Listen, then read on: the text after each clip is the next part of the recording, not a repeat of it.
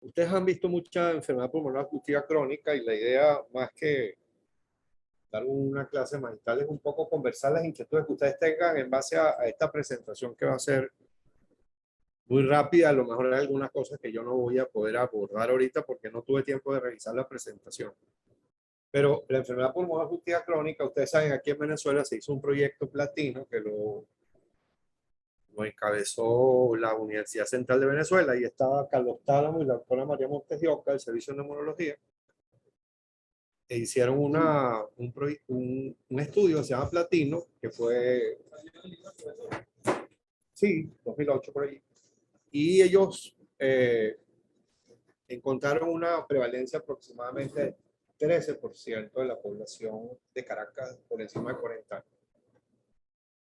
De tal manera que es una proporción bastante alta, es una patología que ustedes van a ver y que no importa qué especialidad hagan, siempre van a tener que lidiar con EPOC, bien sean cirujano, traumatólogo o hagan especialidades quirúrgicas, siempre van a haber pacientes con EPOC porque la prevalencia es muy alta y va a pasar a ser la cuarta causa de muerte en el mundo para el año 2025.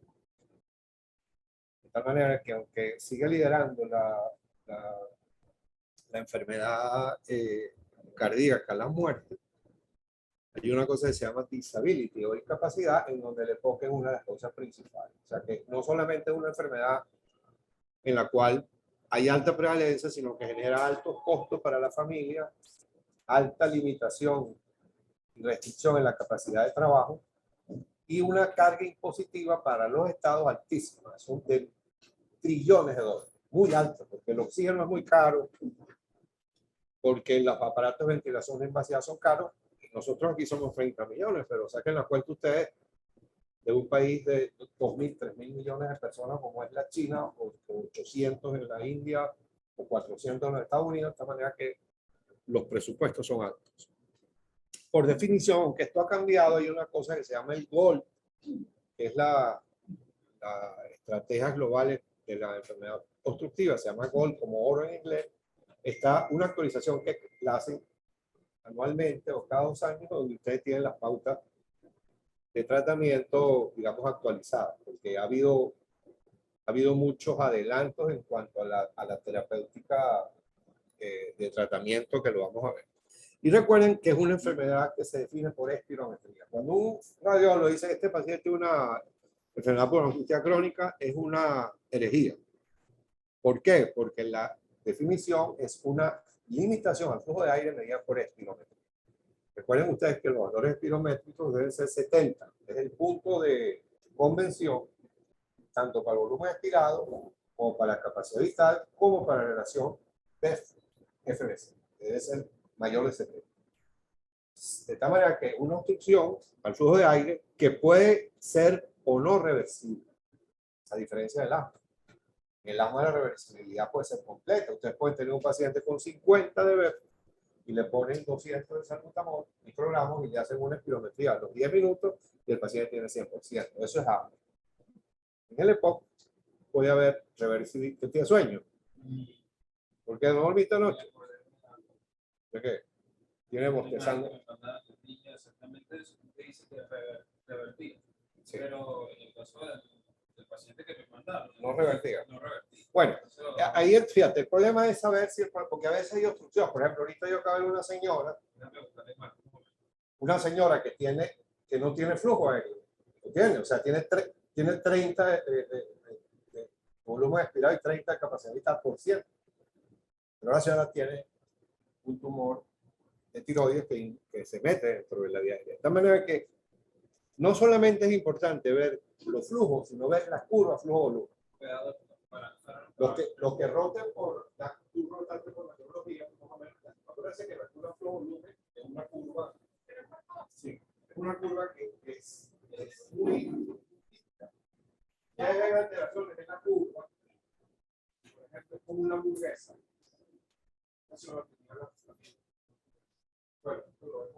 Bueno, si quieren le doy los valores. La curva es una curva, acuérdense que es una curva flow volumen, esto es 0, esto es 100, O sea, este es el fin, este es el principio. Ustedes le dicen al paciente, tome aire y bótelo, y la curva es así. Esta de abajo parece una olla, y esta es una curva que es así. De manera que no solamente debo yo ver el flujo aéreo, sino ver la morfología de la curva, porque a veces hay una cosa que ya la vamos a ver que se llama difusión de cuerda vocal, donde el problema es el ACS en el enlace inspiratorio, que hay mucha cierre en el enlace inspiratorio y la curva expiratoria es normal, pero el problema es una limitación al flujo expiratorio. De tal manera que si ustedes ven en la curva flujo-volumen, la asa inspiratoria, hay otro problema. Si ustedes ven un paciente que tiene una hamburguesa, o sea que la curva es así, ese paciente tiene una obstrucción extratorácica fija. Y hay variaciones en la curva flujo-volumen, sí es variable, pero siempre vean la curva. Porque a veces uno no le da el valor a la curva y tiene muchísimo valor. Lo mismo que los flujos, a veces, que es lo que yo te decía, si tú tienes aquí 0, aquí hay un flujo 25, 50, 50, 75, que es como yo digo, yo voy aquí a los teques, ajá, ¿y cuánto hay aquí al hipódromo? ¿Cuánto hay del hipódromo a la puerta de Caracas? Son intervalos que se van disminuyendo de velocidad de acuerdo al área de la vía. Entonces, una difusión de la pequeña vía, después me da alteración del flujo 25-75 y deben ver la respuesta al broncodilatador. Eso está claro. Entonces, recordar primero la importancia de la curva flujo-volumen. Segundo, que la definición es una definición espirométrica, que ningún radiólogo, no, tiene un EPOC, no, pero ¿y dónde está la espirometría? Puede ser bronquitis, la bronquitis es un diagnóstico clínico, pero el enfisema, para definir enfisema, tienen que tener tomografía, tienen que tener difusión de monóxido de carbono y para el EPOC tienen que tener una curva flujo-volumen con flujos expiratorios que estén por debajo de 70. Eso está claro. ¿De dónde proviene? Bueno, básicamente el consumo de tabaco. El consumo de tabaco es el principal. Hay otras cosas de la biomasa. La gente del pueblo donde yo soy, que es Ocono, la gente vuelve a hacer fogones en la casa. Los fogones tienen algo prendido todo el tiempo, la leña y la cocina tiene dentro de la casa, de tal manera que ese humo de biomasa también genera irritación de la vía aérea y puede generar EPOC. Porque eso ya lo vimos. Hay una cosa que es la carga de lo que hablábamos del dinero y de las vidas perdidas. Bueno, entonces, un comentario es que ayer, por ejemplo, estuvimos en la revista del Hospital Universitario y se murió un paciente de 40 años con cardiopatía. Entonces, claro, un paciente que se muere de 40 años no importa, porque bueno, a él le tocó el 100%.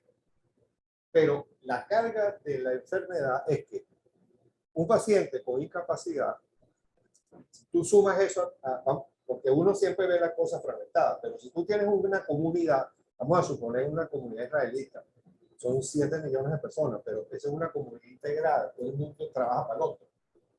Aquí no, aquí cada quien trabaja para su lado. Si el 40% de la gente se muere a los 40 años, ustedes tienen una expectativa de vida que se perdió. Es decir, si la media es 70 y el paciente se muere a los 40, ustedes tienen una alta proporción de la gente que dejó de trabajar, que dejó de producir, que dejó de vivir. El primer indicativo de muerte prematura es la pobreza. Por eso es que ustedes ven los pacientes en los hospitales, diabetes juvenil, insuficiencia renal a los 20 años, amputados. ¿Por qué? Porque el problema es los malos tratamientos que se hacen. Y la otra cosa importante es que el cigarrillo se ha asociado al nivel sociocultural. Yo les pregunto a ustedes, ¿fuman? Bueno, a lo mejor uno que otro fuma, pero usualmente la gente educada no fuma cigarrillos. En Estados Unidos todavía existen cerca de 30 millones de personas que consumen cigarrillos. Está ahorita la diatriba de si tienen que ser trasladados al cigarrillo electrónico. Pero bueno, eso haría otro costal. Pero recordar que la enfermedad prevenible para el EPOC es dejar de fumar. De tal manera que se debe establecer las campañas a nivel de los niños en los colegios. Ahorita nosotros hemos hecho algunas incursiones en los colegios hablando de los vapers, porque la adicción a la nicotina es lo que lleva al muchacho a fumar tabaco. Y los vapers son nicotina. De la manera que si un niño empieza a los 11, 12 años a ser adicto a la nicotina, más tarde o más temprano ese muchacho va a terminar fumando cigarrillo de combustión. Entonces, no olvidar eso. También yo se los digo a los residentes. ¿Cómo hago yo para ayudar a esta persona? El objetivo es esto, porque a veces nosotros nos dejamos, nos iluminamos. ¡Ay, qué maravilla! Uno goza viendo un paciente con un cáncer, una leucemia. ¡Ay, y el paciente cómo está! O sea, yo no digo que no, es un caso inteligente. Yo hice un libro, ya lo compraron. ¿Quién compró el libro? Nadie. Tú solamente. ¿Qué es eso? Los demás no lo han comprado. Estamos hablando. Ajá, ¿por qué era que le estaba diciendo esto y ustedes? ¿Qué estaban hablando? Ver al paciente, no solamente. Bueno, entonces, en los casos clínicos, claro, uno goza. Usted ve un paciente un paciente que tiene ese señor, que dijo que no en este caso es interesante, pero hay que pensar en el paciente. Como yo, eso lo discutimos ayer. Es raro una terapia encerrada a los 40 años. Es raro. El paciente ya le habían hecho una prueba de esfuerzo con glutamina y habían diagnosticado que el paciente tenía angina y entonces no le hicieron nada. Y un paciente, bueno, saquen usted la cuenta que fuera su hermano, que fuera un amigo que se muera a los 40 años. Pero eso ocurre. Ustedes aquí ven otras cosas de realidad. Por eso yo creo que en los posgrados de medicina interna, lo he dicho, deben ir a los hospitales. Porque la realidad de los hospitales es completamente diferente. Bueno, ya vimos, asociado a un costo económico muy alto, la exacerbación produce muchos problemas, produce un problema agudo, pero la recuperación al nivel previo demora semanas. Por eso un paciente tiene una exacerbación, para poderse recuperar. Si ustedes, por ejemplo, le siguen la espirometría, el paciente, para volver a llegar al límite pre-exacerbación, demora muchas semanas. Y ahí también se afecta en la capacidad de trabajo. Consume el 6% del presupuesto total de presupuesto médico para enfermos y 38.6 billones de euros es el costo en Europa de la enfermedad respiratoria. Muchísimo más de lo que cuesta la guerra, lo que va a costar la recuperación de Ucrania. 32.000 millones de dólares en los Estados Unidos por costos directos e indirectos de 20. O sea, un inhalador, ¿saben cuánto cuesta un inhalador?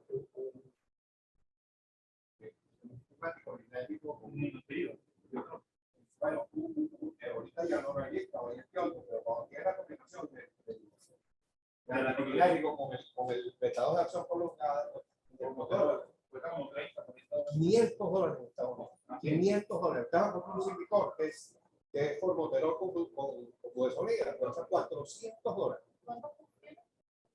Suba 120. Pero saquen ustedes la cuenta, si ustedes le sacan el 13% de la población y póngale que 20% de la población compre los medicamentos, esos son miles de millones de dólares que se gastan en eso. Bueno, este es el proyecto Platino, donde ven la prevalencia allí. Vamos a ver si se ve. Y la otra cosa importante es que la prueba se hace post-broncodilatador. O sea, para uno catalogar al paciente. ¿Por qué? Porque el paciente puede tener lo que dijimos, 70 y mejor a 100 es asma, no es EPOC. ¿Ok? Y ahí están los países, la diferencia de los países, Sao Paulo, Santiago, Caracas, Venezuela y México. Fíjense que nosotros estamos más o menos al nivel intermedio. ¿Cuál es el que tiene más prevalencia? En Uruguay, en Montevideo, mucho más. Y en México, mucho menos. Probablemente no se sabe, pero a lo mejor la altura influye. Aquí no participó Bogotá. ¿Cuánto está Bogotá? 2.300 metros, creo, más o menos. Pero fíjense ustedes que la prevalencia es muy alta y ahí en Venezuela, ¿cuánto pusieron allí de? Ajá, fíjense que en la medida que uno se pone más viejo, la prevalencia es mayor. Los jóvenes obviamente tienen menos, pero fíjense que la prevalencia se incrementa. Probablemente eso tiene que ver con el tiempo, el número de paquetes años que el paciente se ha fumado. Una pregunta para ustedes. ¿Cuánto es el porcentaje de EPOC en un paciente fumador? De 100 pacientes que fuman más de 20 cigarrillos diarios por 20 años, ¿cuánto desarrollan EPOC? 80%, 20%. No es el 100%, 20%. Bueno, ahí está lo de la cuestión del avión. Aquí no, aquí el sancocho lo están haciendo fuera de la casa. Pero si ustedes van, por ejemplo, ustedes van para Niquitao, van para Topa, para Tal, San Miguel, se mete para acá.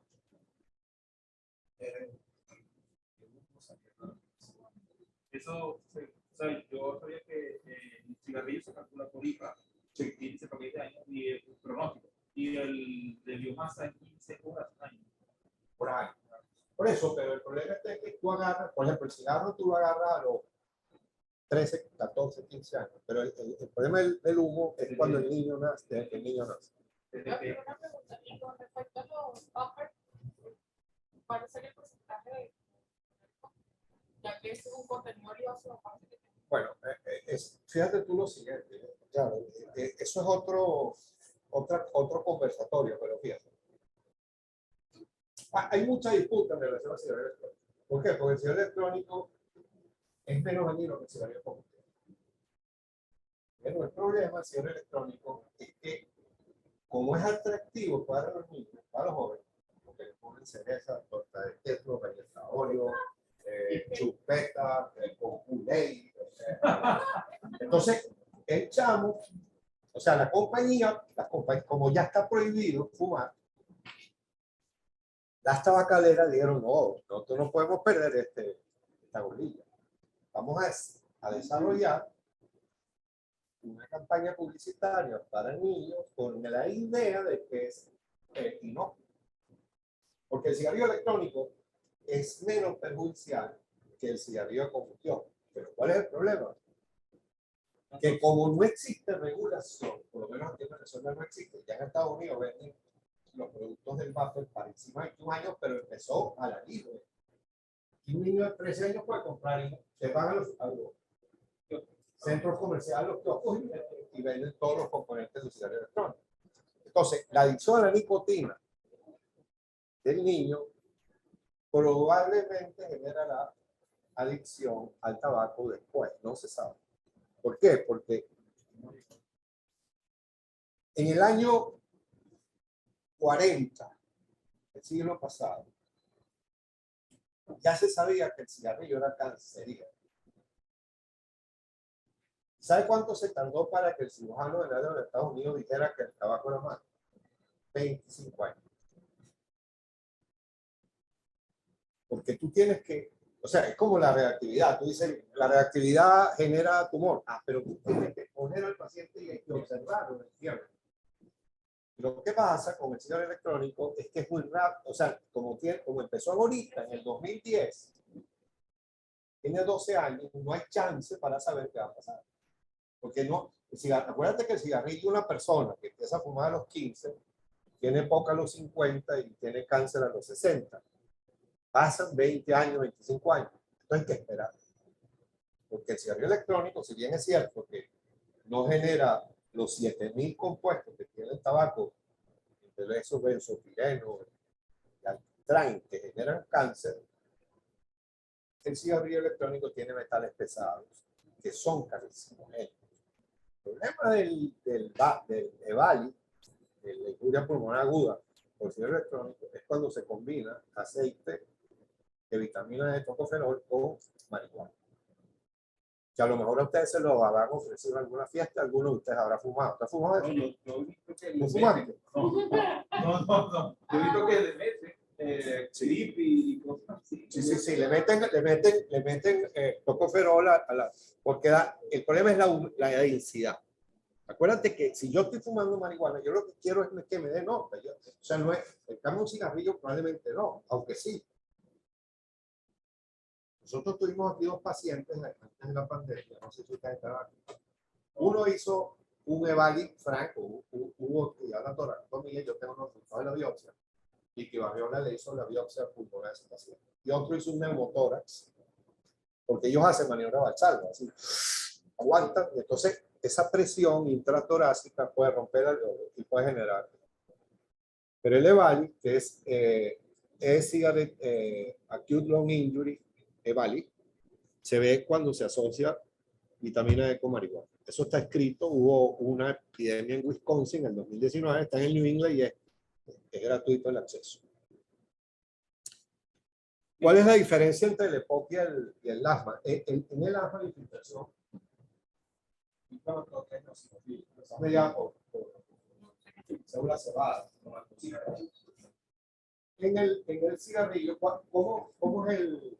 Tú que estás ya experto en el cigarrillo, ¿cómo es la composición ambiental? ¿Cuál es la célula que bueno, con el mosquito es el alcohol, pero eso está fijo.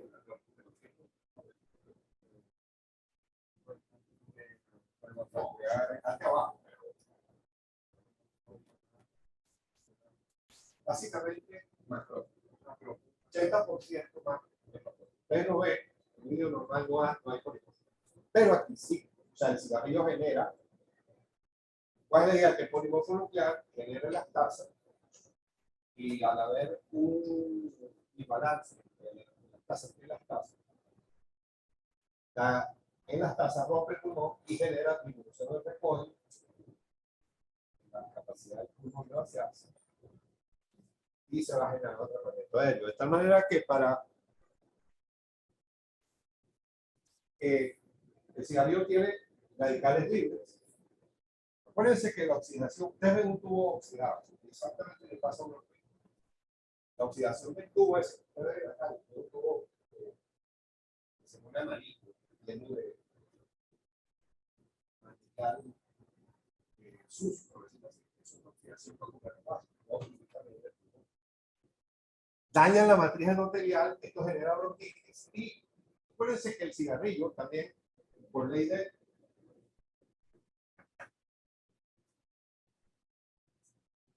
resistencia, mientras un conducto más estrecho genera más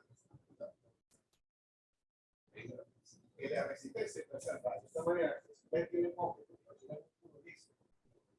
construcción de bronco, se pone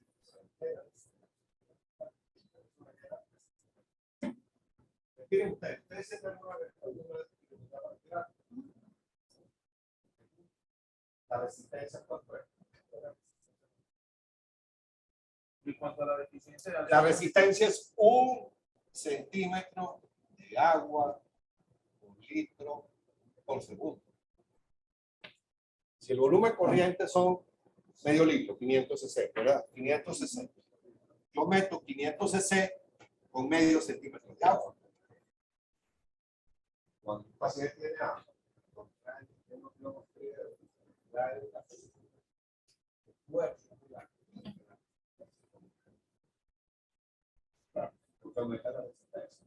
eso lo ven ustedes cuando roten por terapia intensiva, lo que es la presión de Z y la presión de un individuo que no tenga cuerpo estable, que el tubo porque lo vamos a operar de 20 la compra es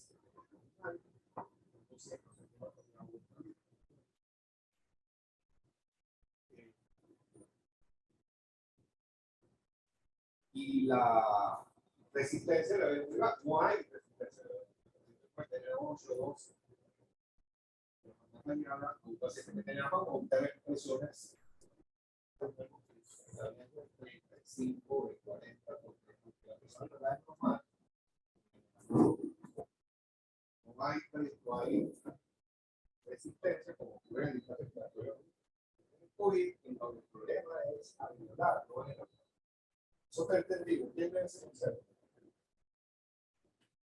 Entonces, en cuanto a la deficiencia de la hormona anticonceptiva, También, claro, es una de las causas de enfermedad crónica muy precoz. La fibrosis quística, bueno, es una enfermedad en donde esta aceleración, la alteración de la morfología de la luz bronquial, se genera moco, esta como pseudomorfo, según uno. Pero la deficiencia hormonal de quizá es más difusa, porque no existe eso se llama y lo pueden ver a veces en la curva de la electroporación. Entonces, hay una inflamación muy severa y se cree que el problema del enfoque es la reparación. La reparación es buena, por eso es el 20%. Si la reparación es buena, no se debe como cero, pero si la reparación es mala, entonces eso.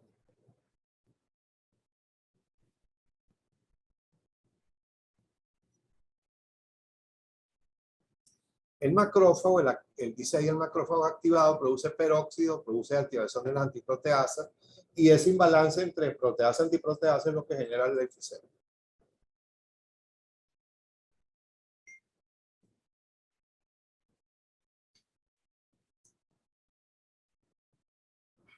Ok, vamos a ver qué hay aquí. Bueno, fíjense ustedes aquí lo normal. Fíjense ustedes el patente, la luz fíjense ustedes lo que pasa con la diferencia cuando hay inflamación.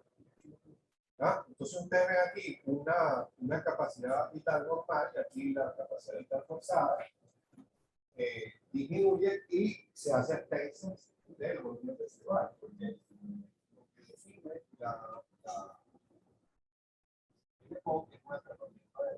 de ustedes que uno tiene en la espirometría, ustedes tienen volumen corriente, tienen volumen de reserva respiratorio, tienen volumen de reserva respiratorio, después tienen capacidad residual funcional, que es la suma del volumen residual más el volumen de reserva respiratoria.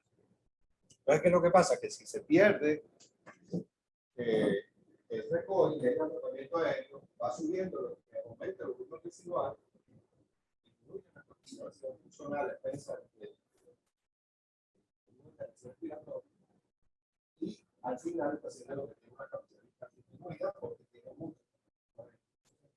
La diferencia de la enfermedad restrictiva, donde los volúmenes pulmonares no van a estar poco. Eso está claro. El otro punto es la cuestión del ejercicio. Fíjense ustedes que, bueno, hay el diagrama de Peto, lo que dice es que si ustedes siguen un paciente, por ejemplo, con el volumen que va a primer segundo, hay un tipo de pacientes donde la caída es mucho más rápida. Por ejemplo, en un paciente que tenga poco,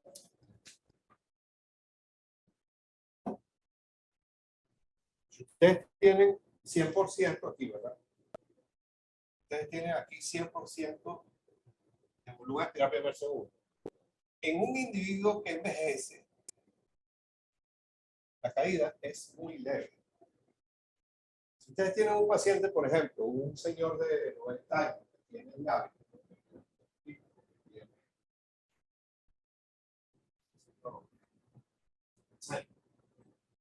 ustedes ya hacen una etiología, el paciente no fumado, probablemente ese paciente no se muere. Al final, todo el mundo se muere a los respiratorios, normal. Pero, si ustedes grafican el volumen expirado primer segundo, hay un grupo de pacientes susceptibles que rápidamente cae el volumen expirado en el tiempo. Entonces, ¿qué es lo que uno tiene que hacer cuando ustedes tienen, digamos, ustedes trabajan en práctica médica general, un paciente adulto, y ustedes toman la presión y le tienen la presión arterial, y le hacen ver si tiene la presión alta, ver si tiene la azúcar elevada, ver si tiene colesterol alto, y lo tratan, y esto tiene que ser espirometría para identificar el paciente susceptible cuál es la pérdida de tiempo. Normalmente un paciente pierde menos de 30. O sea, si yo tengo 30 cc por año, pierdo 300 en 10 años y pierdo 600 el daño es nada. Pero si tú pierdes 150, tú pierdes el medio de esa manera. Si un paciente sube por los 40, los 50 incapacitados. ¿Cuándo se incapacita? Cuando llega al 25%. Claro, digamos, esto es en términos generales, porque no hay tampoco, hay pacientes que tienen insuficiencia cardíaca de grado 1 y no caminan ni 2 cuadras, y otros que tienen insuficiencia cardíaca de grado 4 y caminan. Eso también es la fase evolutiva, lo que el paciente quiere hacer. Y ustedes tienen todos la misma oportunidad. Usted es el que estudia más. ¿Por qué estudia más? Porque hay algo adentro que le dice, como yo tengo que ser mejor. Eso es. Entonces, lo más importante es incentivar al paciente a que lo haga mejor, a que use mejor la medicación, a que haga ejercicio, a que no fume, a que use el oxígeno de manera racional. También lo que tienen espero aquí en COVID. ¿Cuántos de aquí? Casi todos. Pues ya saben con la cuestión del oxígeno, la pelea que teníamos, ¿te acuerdas? Que no le ponga el 98%, por el amor de Dios. Déjenlo con 90 y van góndola. Entonces, esto está claro, ¿verdad? Ok, ¿cuáles son los síntomas? Bueno, en bronquitis crónica tienes tos, disnea y flema. Tos, disnea y flema, facilito. Y la exacerbación es aumento de la tos, aumento de la disnea, aumento de la flema. Esa es la exacerbación. Le voy a quitar el celular. ¿Qué es lo que tenemos que hacer con un paciente con EPOC? Identificar los síntomas, ver la severidad de los datos espirométricos, cuánta es la frecuencia de la exacerbación, la presencia de comorbilidad del fenotipo. Bueno, como todo paciente, dígame los antecedentes. Hipertenso, diabetes, tiene problemas con el dedo, tiene obeso, pero es muy importante las exacerbaciones. Ya lo dijimos, porque la exacerbación tumba la capacidad del paciente. Hay medicamentos como el roflumilast, que disminuyen las exacerbaciones, porque la exacerbación es mortal para el paciente con el COVID. Y hay el paciente que tiene varias exacerbaciones al año, que le va peor. Por eso en el GOLD, cuando ustedes ven el GOLD, que tiene A, B, C y D, no solamente la espirometría, es importante el índice de masa corporal, es importante el ejercicio, es importante la espirometría. Pero digamos, ver el paciente gustó. Ok, esto era digamos, los dos fenotipos que existían, que era el soplador azul y el soplador rosado y el abotagado azul. El soplador rosado no tiene hipoxemia. Se le mide la saturación 96, sin embargo está cansadísimo. Esos pacientes tienen gasto cardíaco bajo, tienen muy poca masa muscular y a pesar de que tienen oxigenaciones adecuadas, tienen muchísimo trabajo metabólico, porque ¿cuánto consume los músculos respiratorios? 5%. Pero si usted tiene un paciente asmático, que tiene una frecuencia de 30 de trabajo respiratorio, tiene que meterle un 10%. Y el gasto cardíaco se le va a 30, 40%. Por eso es que muchas veces usted tiene que incubar a un paciente. Cada paciente con una fila de pecho, un salto previo de hambre, no deja que el paciente se le pare. Entonces, es muy importante eso porque yo tengo que pensar cuánto está consumiendo de oxígeno los músculos. Por eso es que el broncodilatador, si usted le alivia el broncodilatador, el paciente respira mejor, ya le baja el trabajo respiratorio. Toda esa contractura entre los reumatoideos, el pulso para otro. No voy a decir porque eso no se lo sabe nadie. Voy a decir hay una cosa que se llama la presión transmural. La presión transmural está determinada por la presión arterial media menos la presión pleural. ¿Estamos entendidos con eso? Mientras más negativa sea la presión pleural, mayor es la presión transmural. Ustedes tienen 150 de presión media, 140 de presión media. tienen un paciente que está con el agua, tiene 80 de presión pleural, ese paciente tendrá la presión arterial media, como menos por menos más, tiene que poner 80, tiene de presión transmural 220. Entonces, el curso parádico es que yo le pongo a ella, yo le pongo el machito, pero la presión sistólica, oyéndole la sístole, y voy bajando. Cada vez que el paciente inspira, ustedes dejan que lo diga. Dejamos algo diverso. Cada vez, igual va a ser en medicalístico contigo. Si ustedes, cuando el paciente inspira, ustedes no oyen nada. Y cuando el paciente expira, aparece. Tiene que ir poco a poco, incluye la presión sistólica, bajar. Si ese fenómeno aumenta más de 10, ¿qué quiere decir? Que si yo lo doy 140, 135 no lo oye, 136 no lo oye, 104 no lo oye, 130 no lo oye, ya en 129 no lo oye. Eso es bien difícil. Pero en un paciente con asma severa, 30, 40% del curso paradójico, y es una enfermedad debe irse al grado de función. Es un dato muy importante. A veces lo ven cuando el paciente tiene líneas nerviosas. Vean eso en esa intensiva. El paciente tiene un pulso alto. Cuando inspira, le cae. Eso se llama presión transmural y es un índice de severidad cuando existe pulso paradójico del paciente. Y recordar eso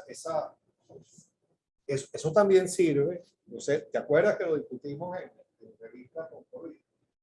Y la teoría decía que cuando ustedes tenían pacientes no con asma, sino con un paciente que tuviera afectación al tratado, cuando tenía que hacer mucho esfuerzo respiratorio, eso se llamaba simultáneo respiratorio. Y por eso él decía que todo paciente que tuviera una presión total de todos los 20, y eso es así. O sea, el problema está en que cuando ustedes veían todo paciente con asma, cuando veían ustedes pacientes con COVID, pacientes también cubiertos, con nada, pero el problema era la verdad. O sea, era alcohol y era trombosis arteriosa. Bueno, eso sirve porque ustedes cuando ven esos dos pacientes que son los dos extremos, digamos, ustedes ya pueden identificar, ustedes dicen, no te voy a hacer una espirometría. Este paciente, acuérdense que yo les dije a ustedes que el diagnóstico era espirométrico, pero uno puede, digamos, la probabilidad pre-test.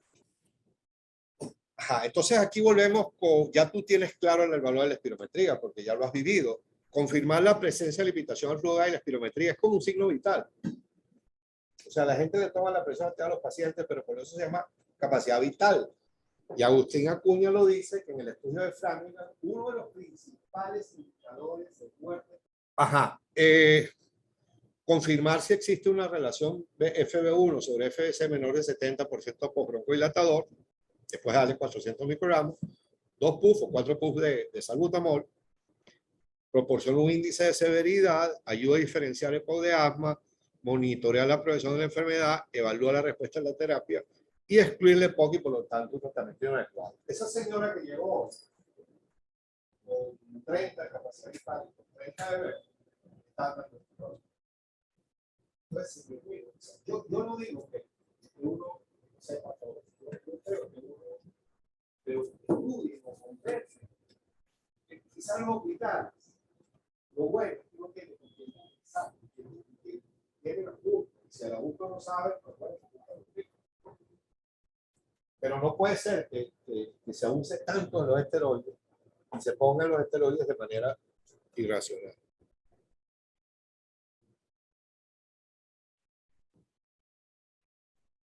Bueno, si ya lo saben. Ok, y aquí es que es muy severo. O sea, digamos, uno es como tú, ustedes dicen, bueno, si no sé, 120 de la tónica, La diferenciación es si tiene más de 70, pues puede tener más de 70, pero la relación es de 60 por los 70. Puede estar normal el F1 el FDC, pero la relación está por ahí. Si un paciente tiene 50 70, mal, pero está mejor que el que tiene 30, 50. Está mejor que el que tiene 30. De tal manera que el número que sirve para un paciente que tenga 30%, algunos que 25%, es lo que llaman disability, no discapacidad, pero si el paciente tiene el número entendido eso. Entonces, mientras más severo, mientras más bajo esté el PEF, mientras más baja esté la relación PEF, capacidad vital, ese paciente está peor. ¿Cuáles son los que generan, digamos, exacerbación? Los contaminantes, los virus y las bacterias. En las exacerbaciones, ¿qué uno debe hacer? Hay aumento del moco, aumento de la disnea, aumento de la tos. Y esos pacientes se deben beneficiar de esteroides 5 días, 5 a 7 días de esteroides. Por ejemplo, puede estar hoy la antibiótica. ¿Y qué debes descubrir tú? ¿Cuáles son esas bacterias autoras que debes descubrir? ¿Cuál es el recreativo? ¿Cuál es el recreativo?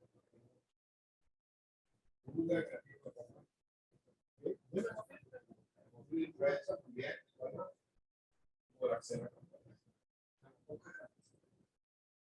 Porque por acceso y hemófilos de influenza son los principales. Si el paciente tiene enfermedad muy severa, muy importante, mientras más bajo esté el PEF, mayor chance tiene de tener pseudomonas. ¿A quién coloniza la pseudomonas? Al paciente que tiene fibrosis quística y al paciente que tiene. Entonces, usted ve un paciente que tiene bronquiectasis, que tiene POC, ese paciente puede. Hay que cubrir pseudomonas, que me va a poner.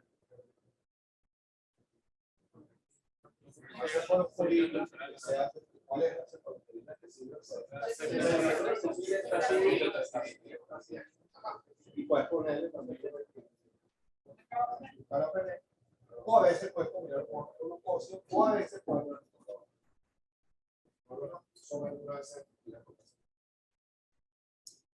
el otro punto es que, digamos, la comorbilidad. Es importante no solamente ver el EPOC, sino el EPOC puede complicar otras cosas y las otras cosas pueden complicar el EPOC.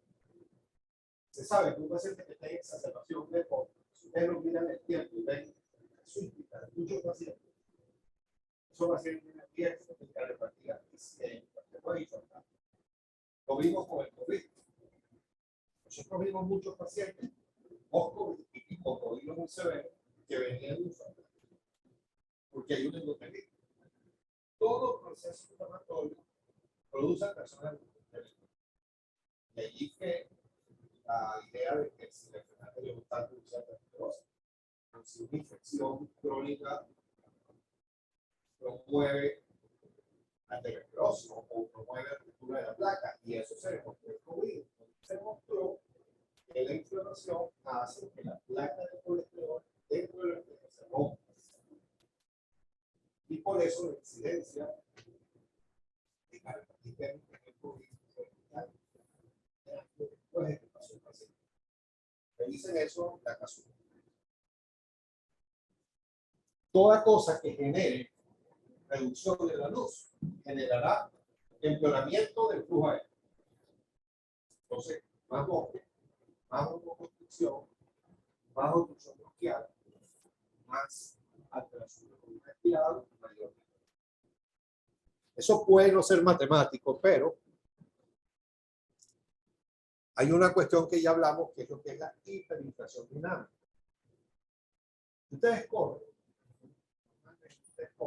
ustedes tienen un volumen residual, tienen un volumen de reserva respiratoria, ustedes aumentan la capacidad respiratoria, ustedes botan el aire, no es un volumen residual, porque la dinámica de la vía aérea es normal.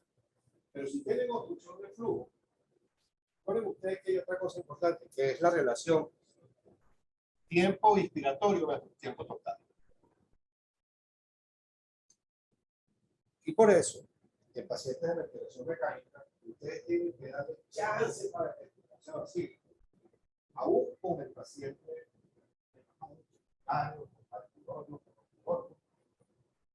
ustedes tienen que darle volumen inspiratorio y darle un volumen inspiratorio que casi siempre es agudo.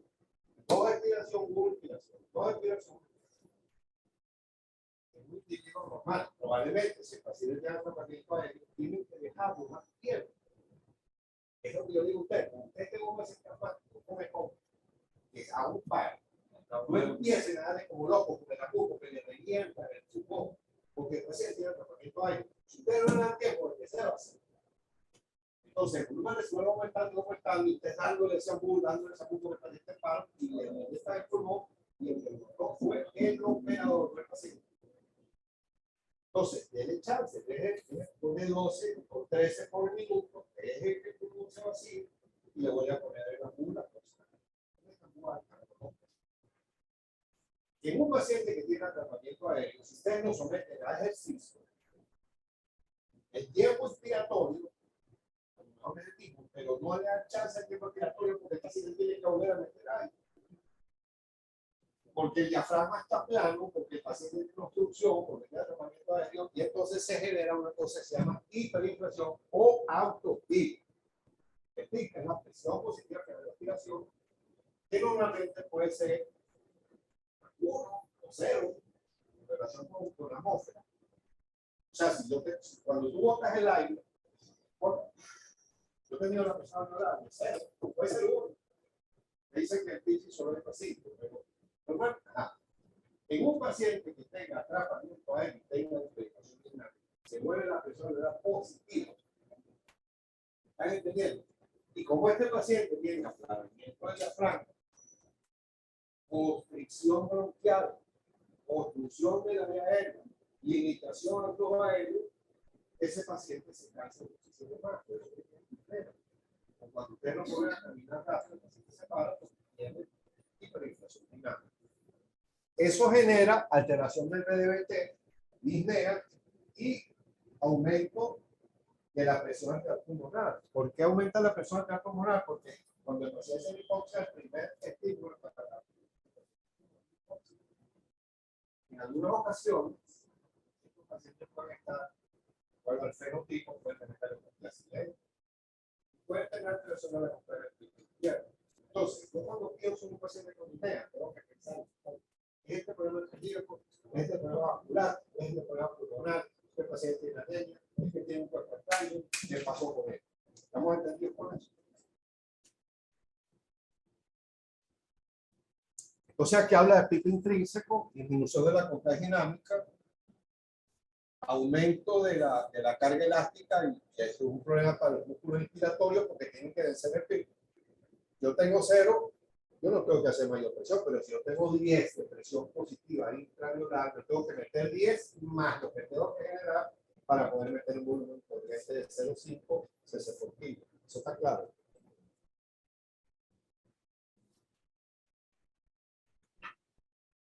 Bueno, y esto es lo que ocurre en el ejercicio. Aquí está, este es un idioma, fíjense ustedes, el paciente inspira, el paciente expira, este es el volumen corriente, este es el volumen de reserva respiratoria, este es el volumen residual.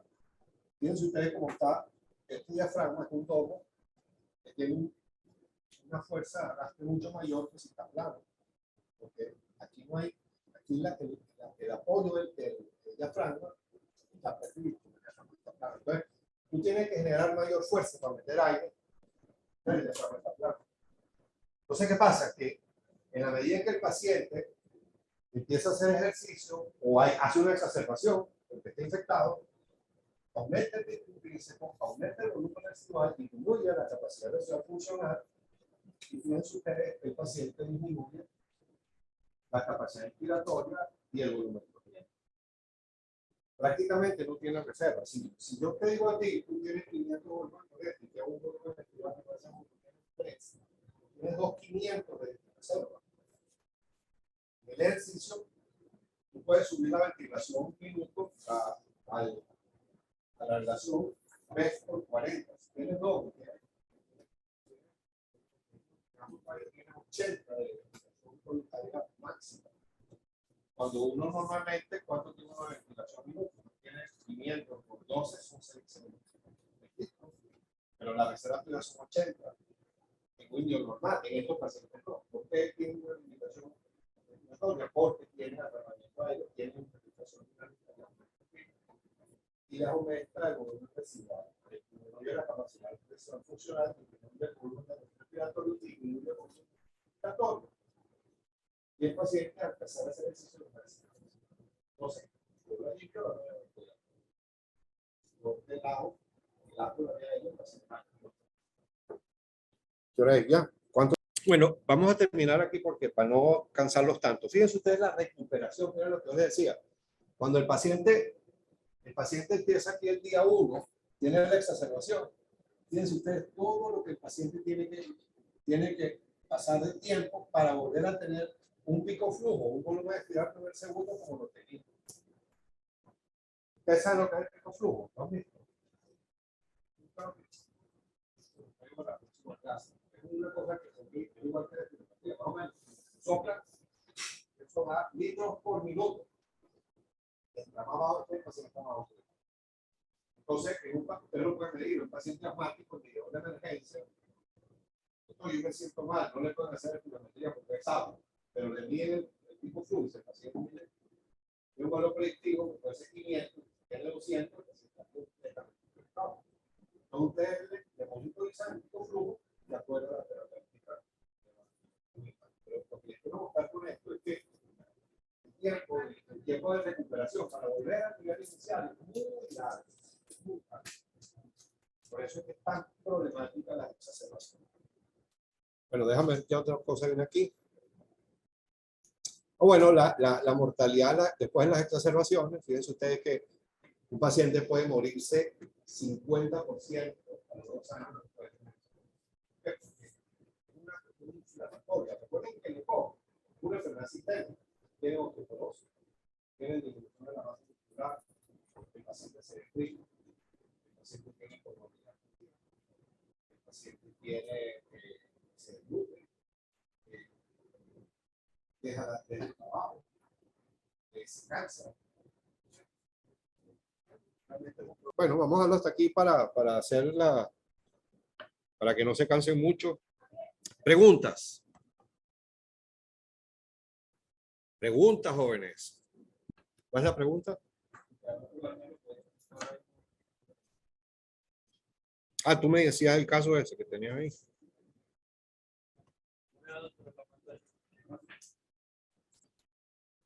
¿Lo tienes? ¿Cómo? Se lo puso en la pantalla.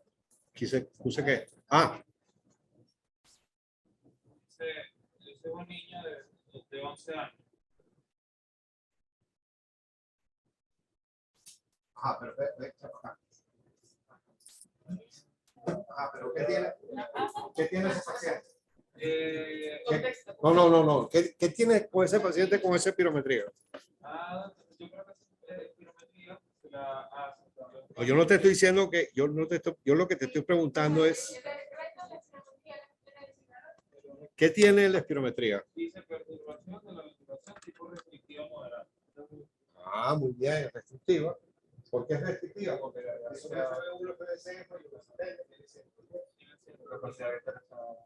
o sea, tiene los valores. Bueno, ajá. Bueno, fíjense que este paciente tiene reducción del volumen expirado y reducción de la capacidad vital, pero la relación está en 110. O sea, que si está más de 70, o sea, no es positiva. Si, en cambio, si ustedes tuvieran un volumen expirado bajo, una capacidad vital baja, pero la relación es menos 70, sin embargo, acuérdense que ustedes pueden tener muchísimo tratamiento aéreo. Un paciente puede tener enfermedad restrictiva, pseudo restrictiva. ¿Por qué? Porque tiene tanto volumen residual el tratamiento aéreo que no puede respirar. Entonces, la capacidad vital y el volumen respirado son muy bajos porque hay mucha capacidad aérea. Preguntas. Y en el caso de que sea combinada con el entonces. Bueno, en el caso de que sea con primero la historia. O sea, tendría que, a veces, por ejemplo, si el paciente porque tiene asma lo más que hago. Digamos, está en el diagrama de aparte del centro, tienes asma o bien el medio, el cuerpo del medio, está el paciente. entonces el paciente puede tener respuesta parcial al bronco, puede tener eosinofilia, de hecho, Incluso enfisema, claro. incluso enfisema, claro.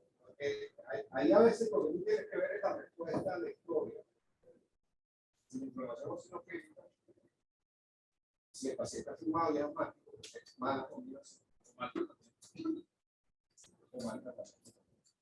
Bueno, en relación a la importancia del tratamiento, es si la intervención reduce la caída del peso. O sea, si nosotros podemos pasar, una cosa muy importante es que este paciente fuma. Si este paciente deja de fumar aquí, tú lo desplazas hacia arriba. O sea, el paciente, no importa en qué momento el paciente debe fumar. Bueno, sí, como dice el Cocoró, hace uno.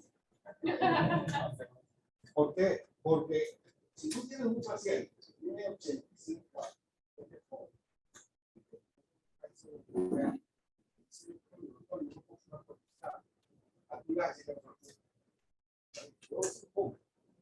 porque ya el daño está entendiendo. Ahora, si el paciente, por eso es que hay que contextualizar al paciente en su entorno y quién es.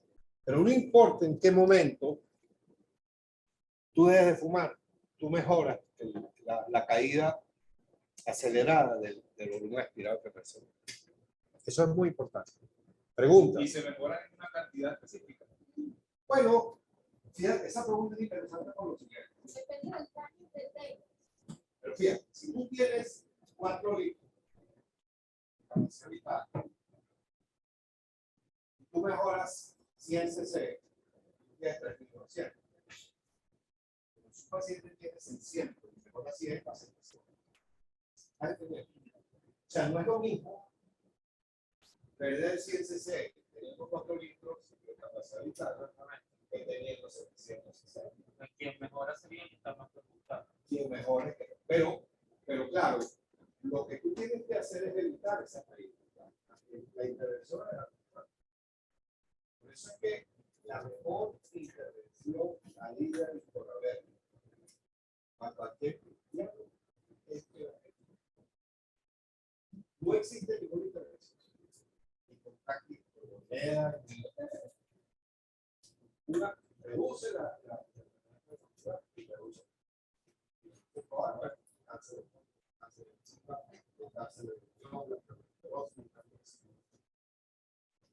Pregunta, doctora, pregunta. Ayer en la guardia tuvimos una paciente por tos. Ella con el una función leve y la cirugía sí que tenía 40%. Bueno, porque por eso es que yo te digo que es parte de la persona material, porque si tú no tomas la persona material, ¿cómo sabes que se puede? Por eso es que cuando te va paciente,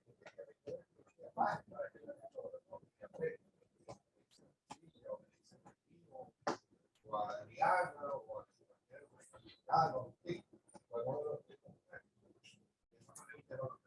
pero por eso te digo yo que en asma bronquial, un estudio de Japón, hay una que se llama agua fatal.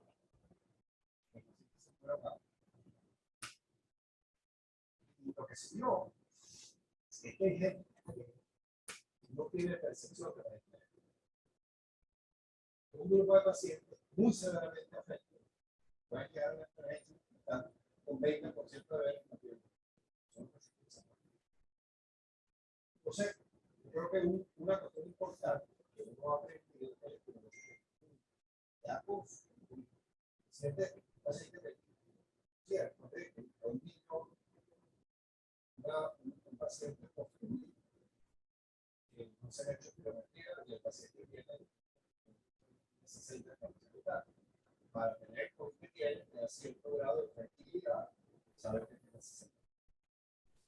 Entonces, es una herramienta muy útil. Bueno, y complementarlo como lubricante, se permite usarse individual, cómo se mide la capacidad pulmonar total y la difusión amorosa. Son otras cosas.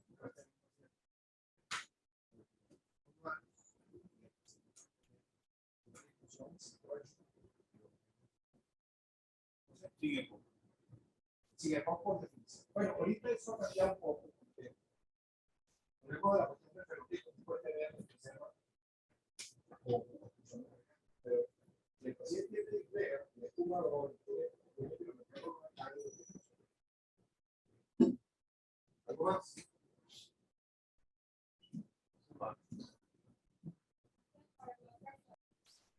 Bueno, cuando quieran hacer la segunda facultad, no pasa mucho.